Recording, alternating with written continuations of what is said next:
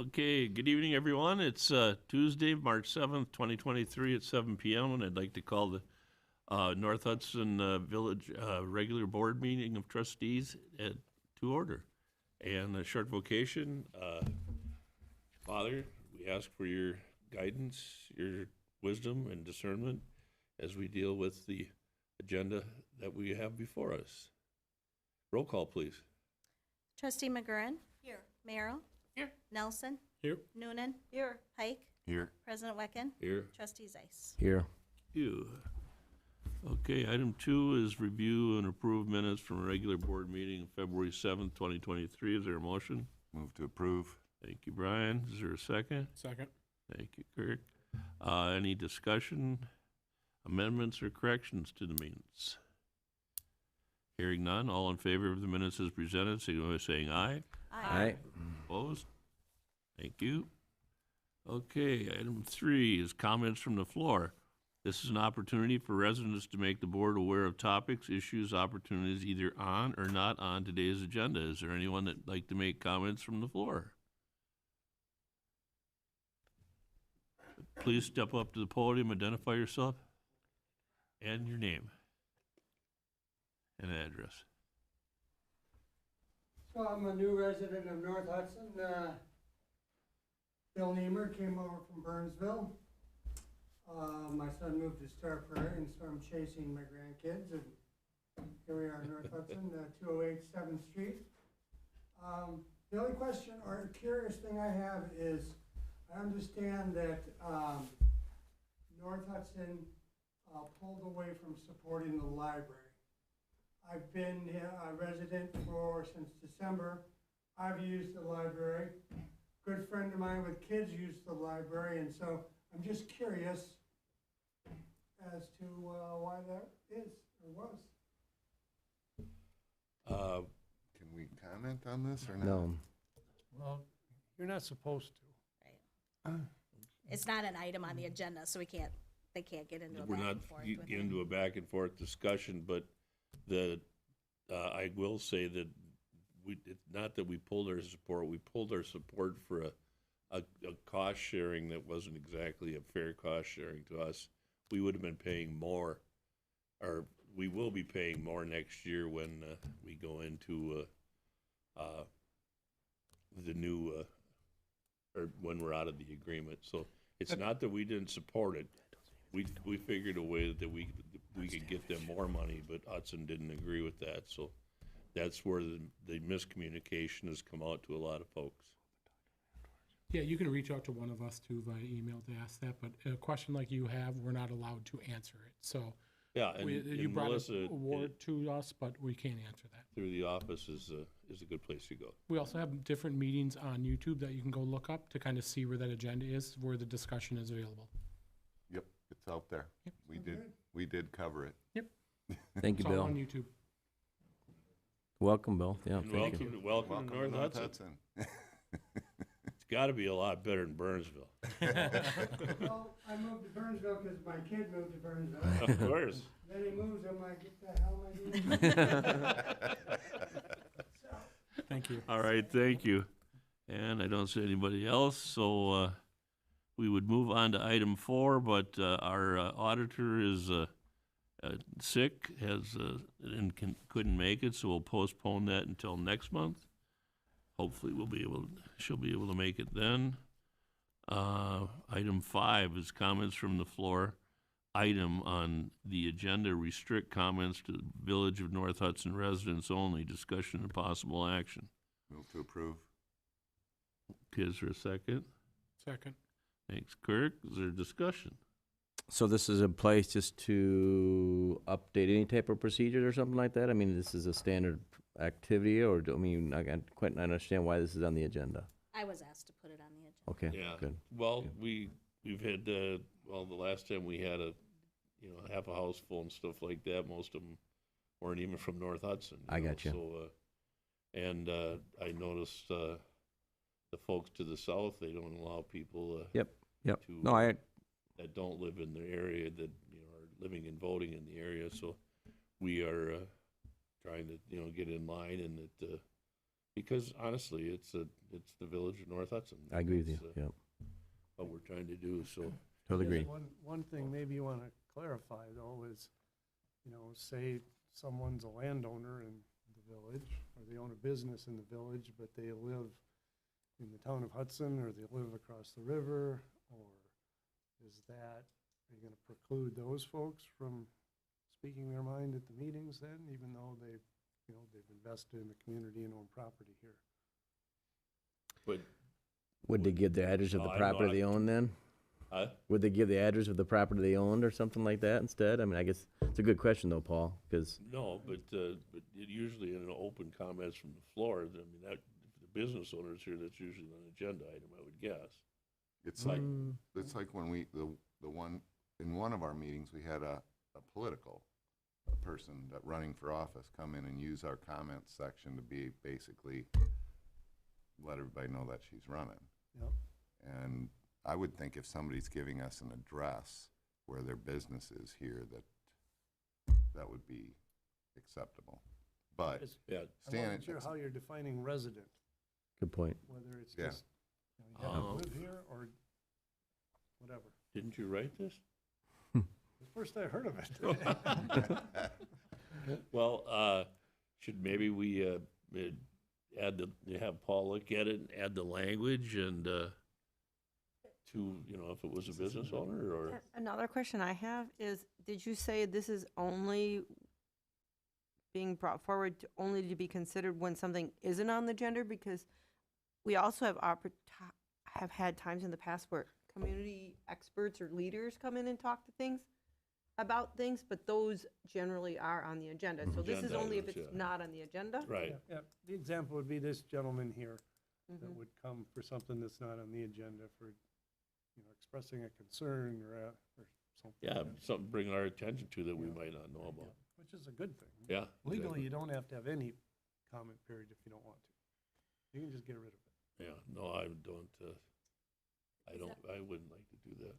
Paul, do you know, is it common to restrict the agenda to, and I would say we definitely don't want residents only, there has to be something with property owners. Is that common? Because I can see there may be issues that people are attending businesses here, at the park. I mean, there may be things that people that don't necessarily own property here have to say that the board may want to hear. And I'm not sure how we, is that, how are we cutting I see ourselves it, off? yeah, I see it all three ways. Many places don't have any comment period. Some it's just opened up, but they typically limit to 2 minutes, 3 minutes, that sort of thing. And some will try to restrict it to residents or however they want to define it. And we have public hearing situations too, where we're taking on jet skiers or something like that, let's just say, and they come in on a public hearing type of thing or on an agenda item, and so there's plenty of discussion in those. Yeah, and a public hearing's different. Right. Yeah. Then it's public. I'm not opposed to saying restrict comments to Village of North Hudson residents and property owners. Would that, And business owners? or property and business owners? Yeah, that I guess, 'cause they absolutely, don't I always think, own their I mean, there's been times where I'd like to have those guys pull it, but they don't. Does that help? Yeah, I think definitely there's people that have different investments in the community that have important perspectives that we don't want to lose.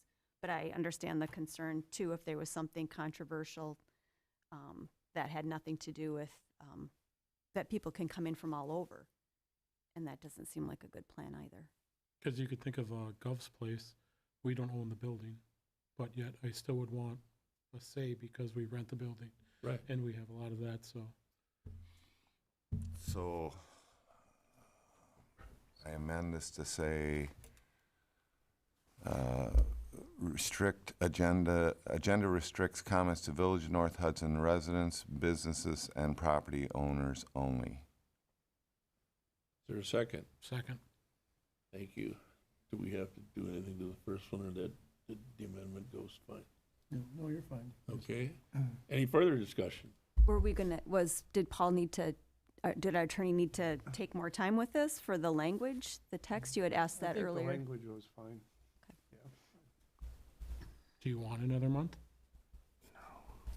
No, I think you covered it. That was my concern. Yeah, Just, it's- you know, the scope of what you're trying to get at here. I thought it was maybe a little too narrow. I appreciate Well, it. that's why we pay you the big bucks. Right. All right, any further comments? I think I'm gonna abstain from this vote. I don't know. I'm just because of govs. I don't know. Do you want me on this vote? Well, that you're resident. Sure. Yeah. You've been Okay. here. Yeah. You're a resident. Yep.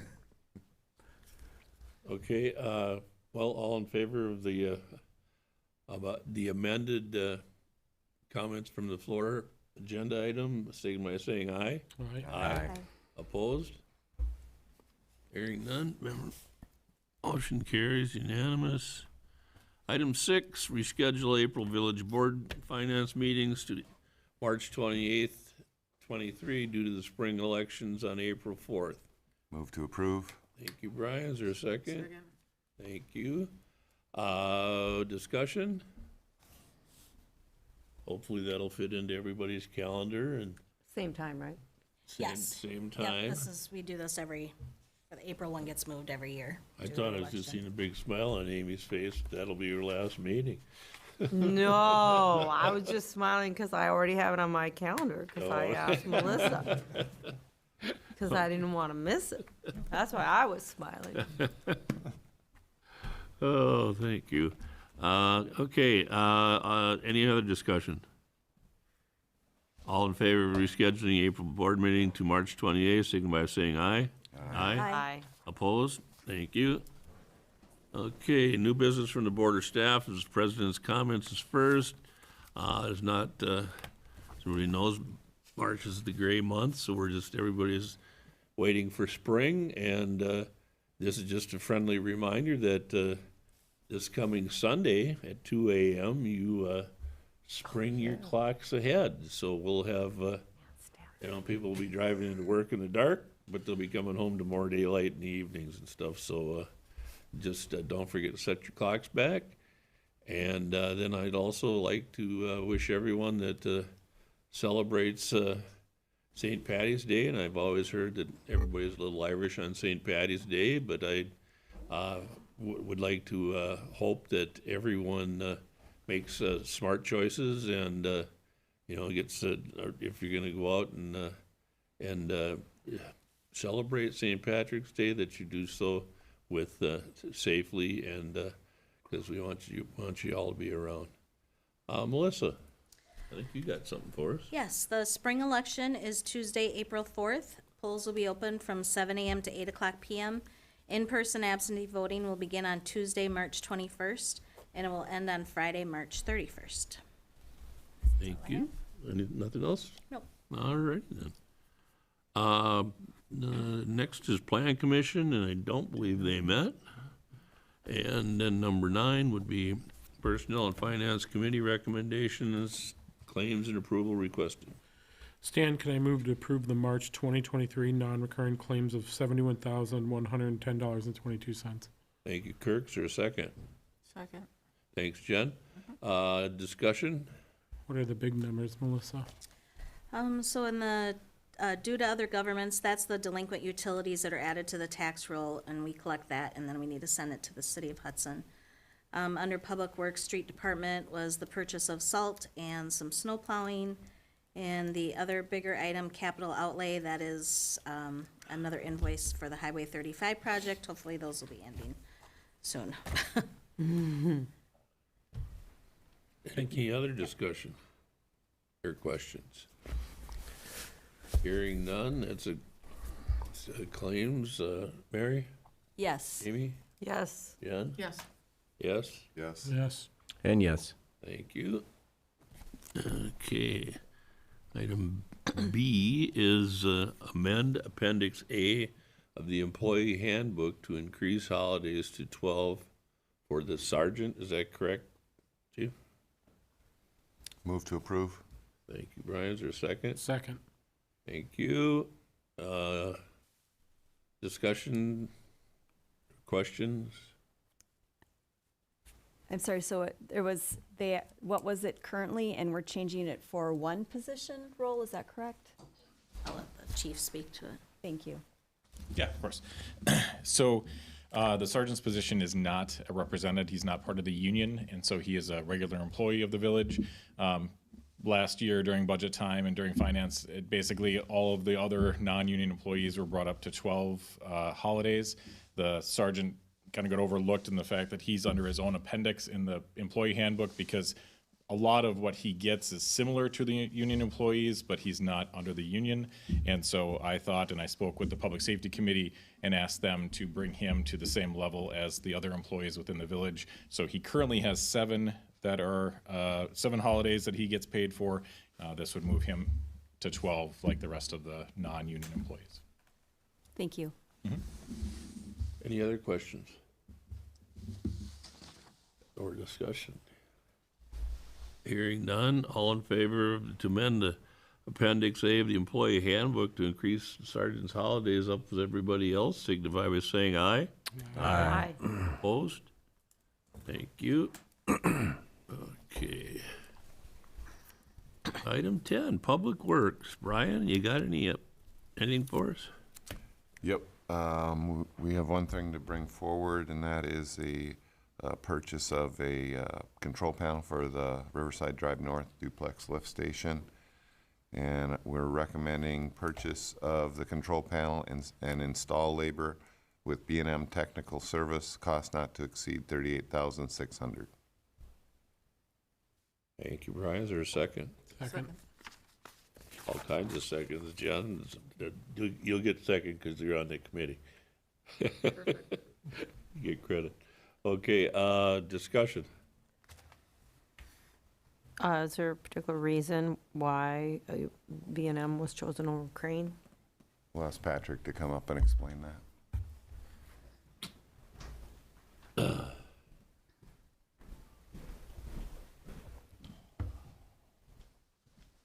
So the reason why I explained to the Finance Committee, Crane, when you look at it, Crane is the low bid.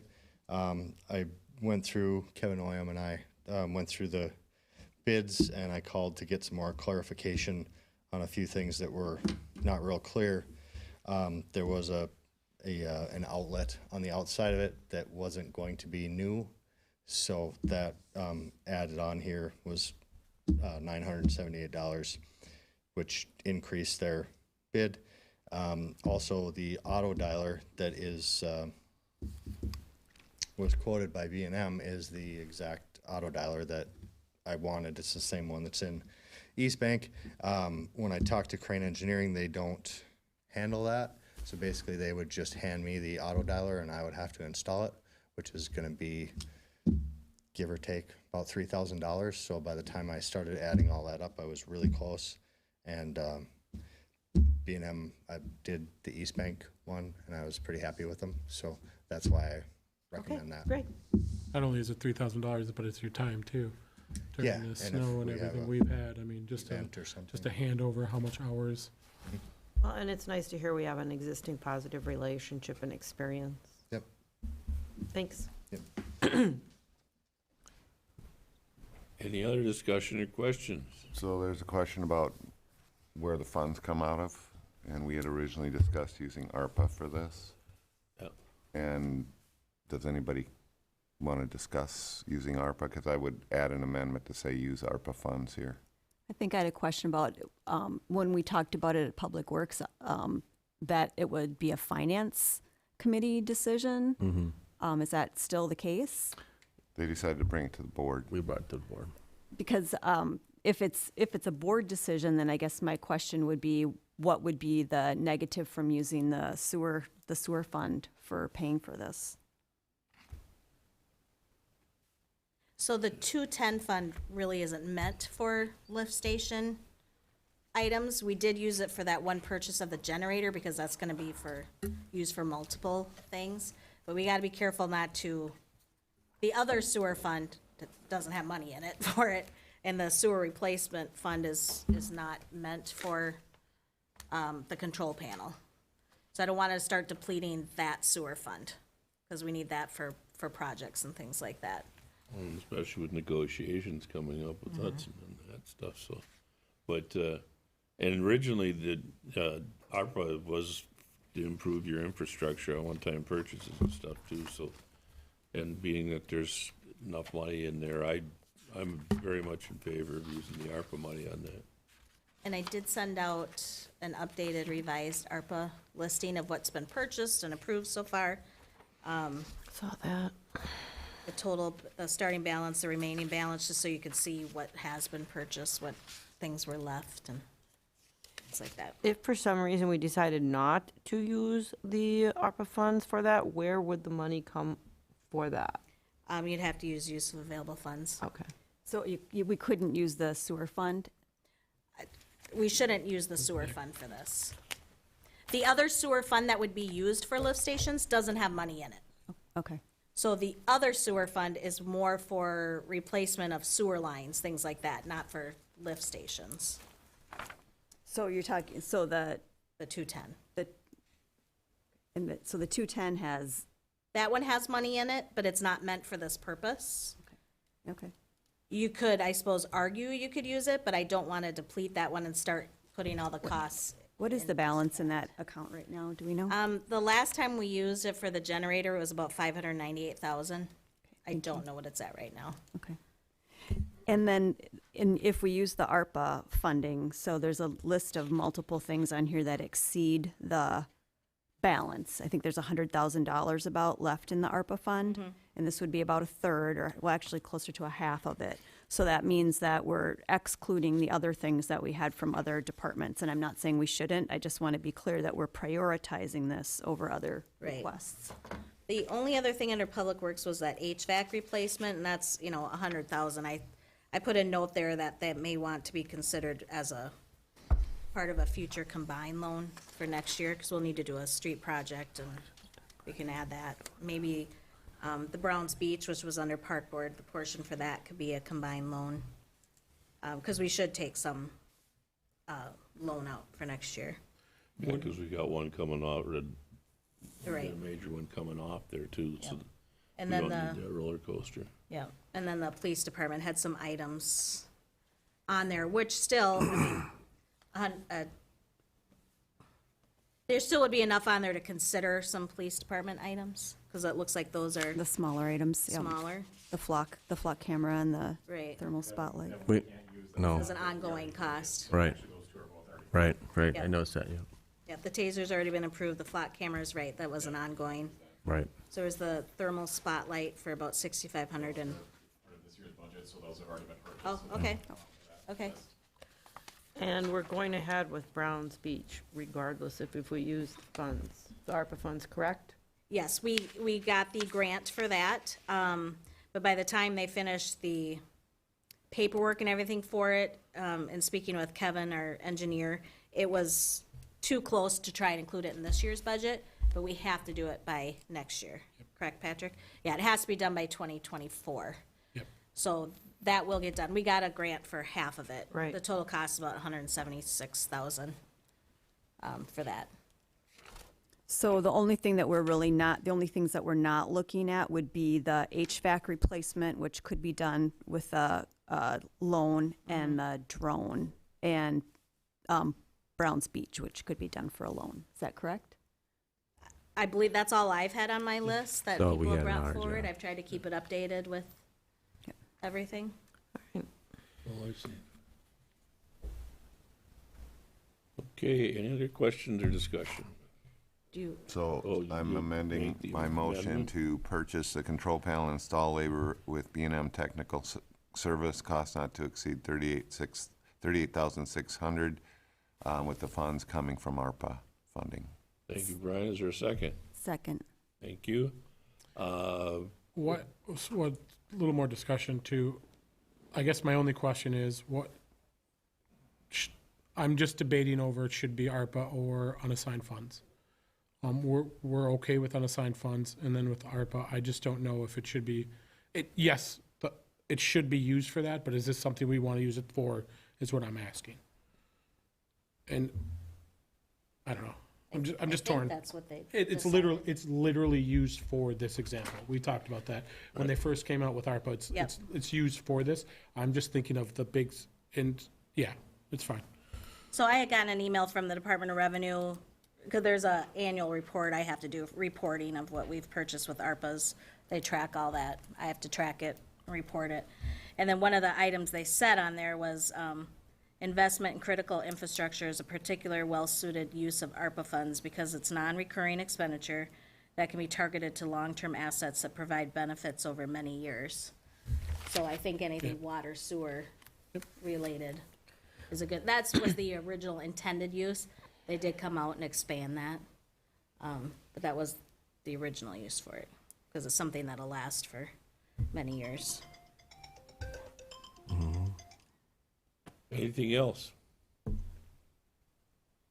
Okay, so let's see. I need to roll call on this. I would do that, yes. Okay, Tim? Yes. Yes. Yes. Yes? Yes. Yes. Yes. Thank you. All right, 11, Public Safety Committee recommendation. Tim, what do you got? Stan, we did meet and we have a couple of things to bring to the board. First of all, I move to approve the application for the fireworks paraphernalia license temporary use permit for Caroline Whaley with the following inclusions. No smoking signs must be displayed, fire extinguishers available, no fireworks sold to persons under 18 years of age, operations not to exceed 180 days per calendar year. Thank you. Tim, is there a second? I'll second that. Was it Amy? Yes. Thank you. Discussion? This is annual, I imagine we'll Annual. have the other ones come up next month, huh? I believe so, yes. All right, so with no further discussion, all in favor of approving the paraphernalia, fireworks paraphernalia for Exit 1 fireworks, signify by saying aye. Aye. Opposed? Thank you. Stan, our second motion is to the adoption of ordinance 01-2023, amending chapter 90, traffic and vehicles, article 6, golf cart operations and routes, section 90 through 200 through 90 through 210, discussion and possible approval. Sorry, that's my motion. Sorry. Thank you, Tim. Is there a second? Second. Thank you, Kurt. Discussion. Yeah, let's have some discussion on this. I'm gonna have Chief come up and talk about this. This came through public safety, and we went through a number of months, right, Amy and Yes. Jen, about this? So I think it's important for the board to kind of review this. I'm gonna take one and pass this down, and Chief, do you want to lead it, I suppose, right? Get I guess, ourselves in order? if you wouldn't mind, Tim, if you can kind of discuss how it came to the committee and why Yeah. the committee started Thank the you. conversation, because it's not a police department Yep. pushed Yep, idea. yep, so we had a number of residents that appeared at one of our public safety meetings and proposed it, and the chief had done a lot of research with a number of different other cities that have the ordinances throughout the state of Wisconsin, majority more. And we took months to review it with Jen, and the chief sat down and went through a number of those different other ordinances that were out there. And we got to this current resolution we're at right now, and I think that's pretty good lead-in, Chief, at this point? Yeah, I think that's helpful. So, and I just wanted to make sure that you're aware that this was somewhat of a resident-driven interest, and it was not something that was brought, the police department wants this, but we wanted to make sure if the ordinance was put into place that at least was enforceable, and we had safety considerations. And so, yeah, as you mentioned, this started back in July of 2022 when it really got traction. It had come up a couple other times before in the past, and really there wasn't a lot of interest in it.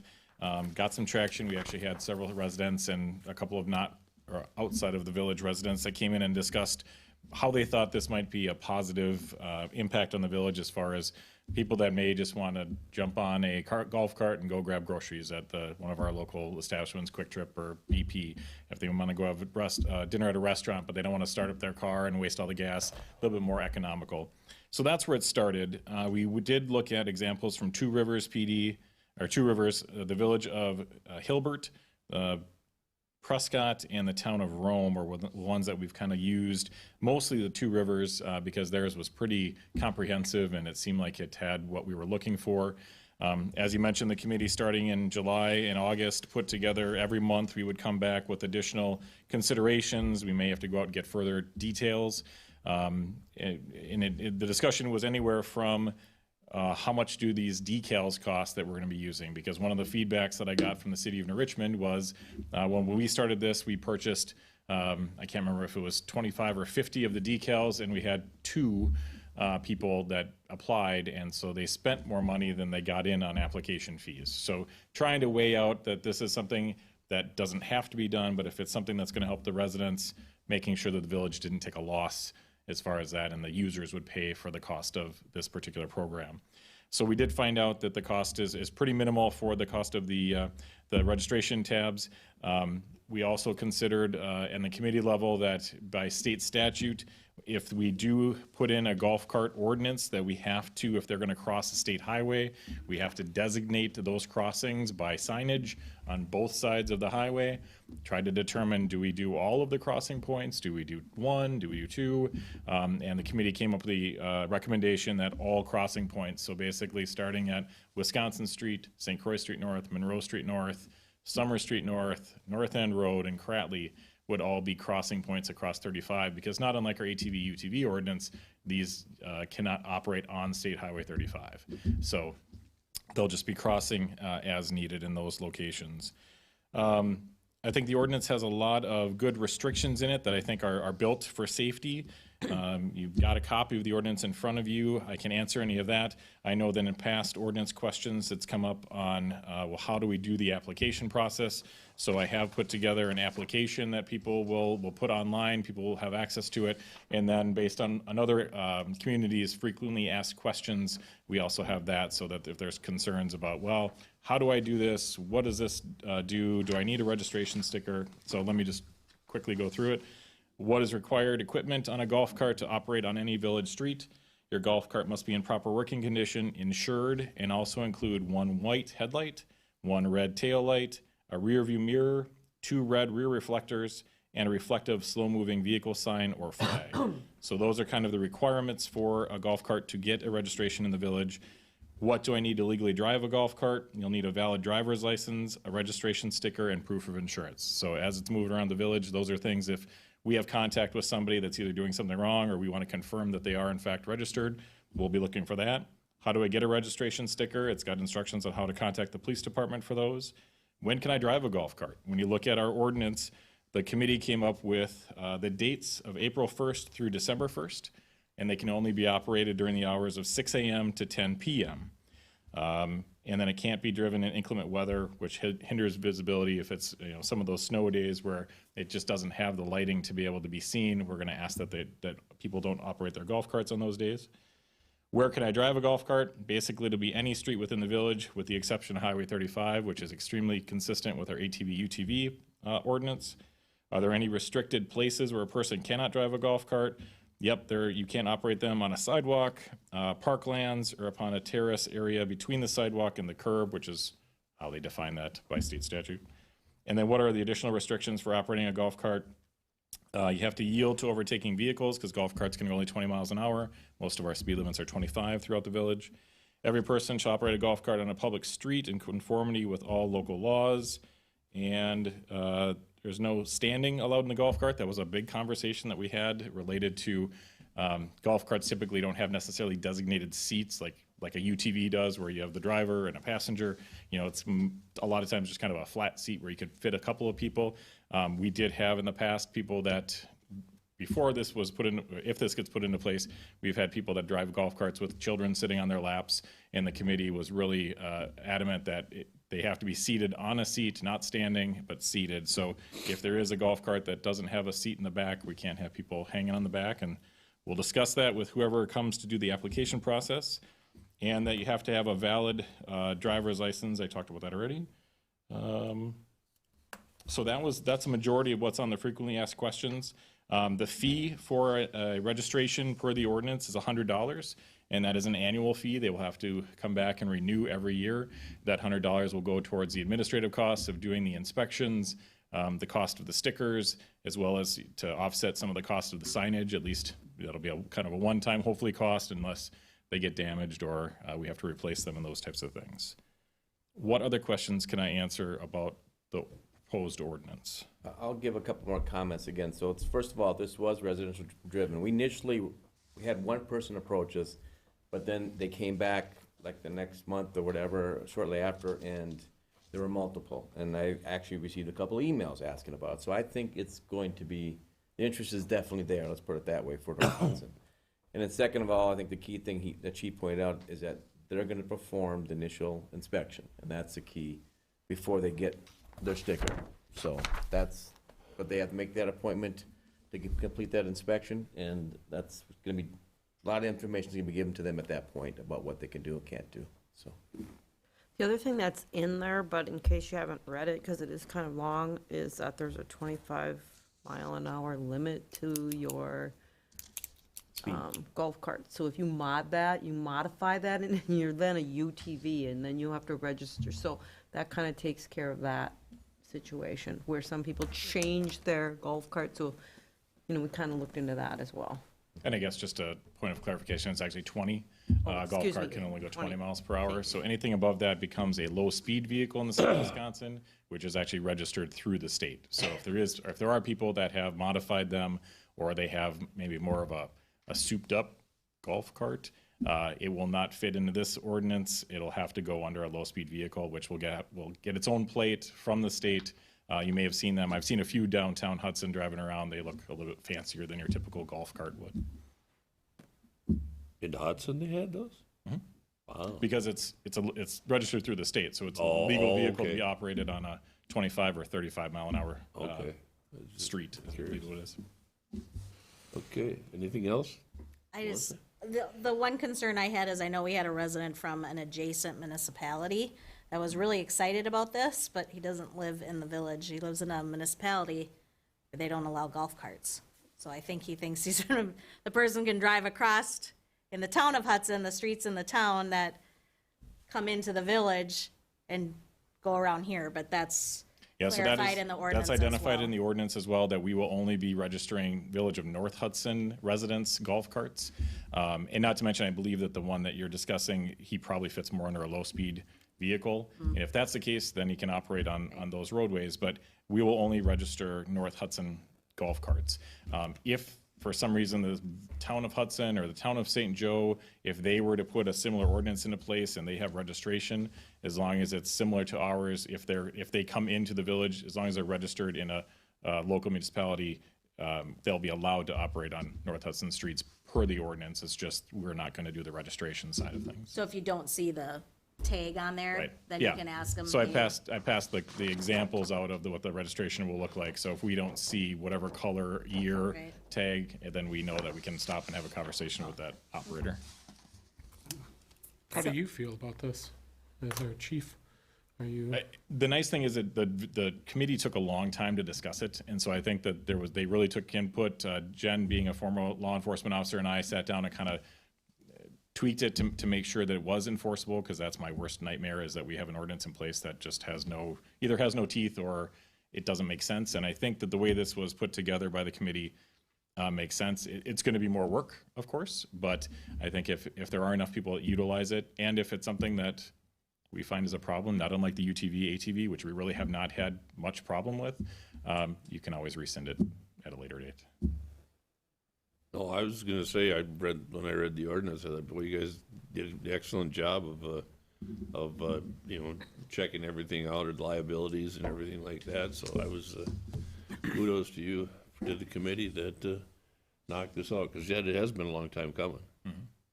I know, I've been here a lot, I've been in this position a long time, and it pops up, and, it's nice to, and I think the ATVs and stuff, that's worked out pretty good for a lot of people and stuff. And like I said, we haven't had any issues, so I expect that our residents will do the same with the golf carts. I want to say that I think it's really nicely constructed. Trustee Merrill, Chief Reichert, committee, it's really well done. My only question is about the fee.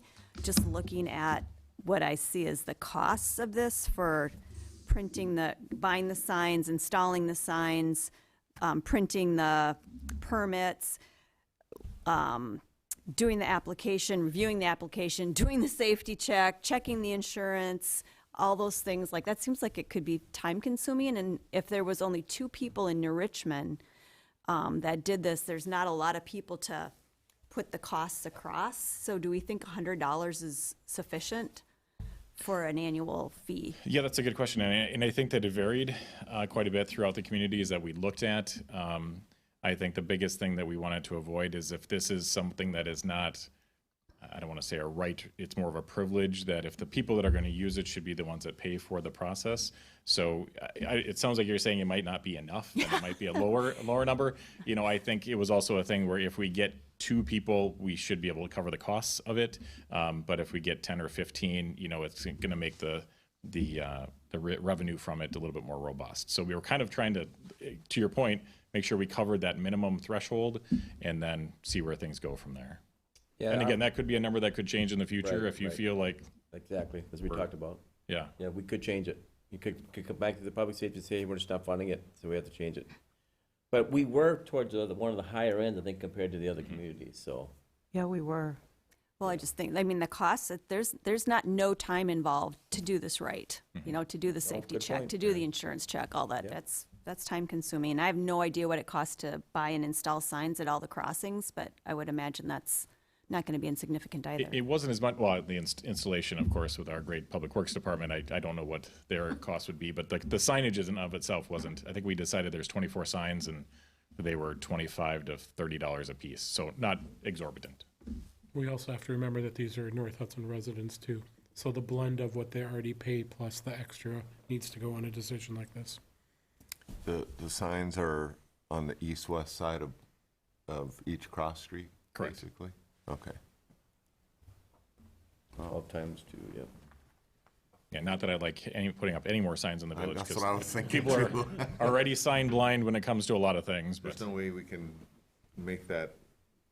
that's state statute, so I can't Oh, go it's a less state restrictive. statute. Yeah, Okay. Well, and Brian, we discussed only crossing at certain roads, but then wasn't it that we would have to put signs saying you can't Yeah. cross here then at the others, so we would have a sign anyway, Re-signing, where so to sign. I think that, if I remember correctly, that was part of our That discussion was a big as part of the well. conversation. Yeah, Yep. that was a big discussion. And it'd be looked both ways and bolt across, you know, at 20 miles an hour, so. So how tall are you making these signs? They're gonna be down at golf cart eye level then, or? I was gonna say, there's usually standards for signage. Okay. Yeah, so if you hit one, they break and it flies over your car rather than through the windshield. Gotcha. And I just want to say I've had multiple phone calls about this, so I really appreciate you guys doing a lot of the legwork and putting this together the proper way and the right way. So thank you to the board and all the people that have reached out to me and putting this together for us. Alrighty then. Anything else? Guess we better vote on that, huh? Let's see, we don't need a roll call on that one. Adoption of ordinance 01-2023 for allow golf cart operations in Village North Hudson. Everybody in favor signify by saying aye. Aye. Opposed? Thank you. Thank you, Chief. Yeah, Stan, if you could just mention that the ordinance does not go into effect until April 1st, just so if there is anybody watching, it doesn't Oh, start tomorrow. good thought. So I don't get a bunch of registration Yeah. application requests. Yes, I will do that. Reminder to everyone, this does not go into effect until April 1st, and that's not an April Fool's joke. So everybody just, be patient. We've worked on it, and it'll be, that's, April's not too far away right now. Thank you, Jesus. Okay, number 12, Public Welfare Committee recommendations. We did not meet. Did not meet. Okay, how about 13, Park Board Committee recommendations? We did meet, and we have one thing to bring forward. During our purchasing of moving the park equipment, there was a double projector that we thought would work really well, but we only needed one of them, so I'm moving to, or I move to let the staff sell our second extra projector. And then the funds from that will come right back to the park? Correct. Okay, that's Second. good. So, like I said, we bought 2 of them. We only need one of them. It has plenty of miles left over. We don't even think we'll get to the second one with new technology, so we don't have any extra need for it. So that's why we just want to sell it and put it back into the park board. Oh, sounds good. Any questions or comments from anyone else? Hearing none, all in favor of selling the other projector, the funds to go back to the park, signify by saying aye. Aye. Opposed? Thank you. Item 14, do we need to go into closed? Not for me. Yes, we do. Yes, we do. Yep. All righty, item 14 is convene into closed session. Board may convene into closed session pursuant to Wisconsin statute 19.85, parent 1, parent lowercase g, for the purpose of conferring with legal counsel for the Village of North Hudson was, This is the new language, sorry. That's the old one. oh, I got the wrong one, sorry, folks. Okay. Pursuant to the 1985, parent 1, parent lowercase e, not g, to deliberate or negotiate purchase of public properties or investing public funds or conducting other specified business, public business whenever competitive or bargaining reasons require a closed session with respect to sewer and interceptor agreements. Ad hoc committee update. Is there a motion to go into closed session? I move to go into closed session. Thank you. Is there a second? Second. Thank you, Kirk. All in favor of going into closed session, signify by saying aye. Aye. Opposed? Thank you. Okay, we are now into closed session, and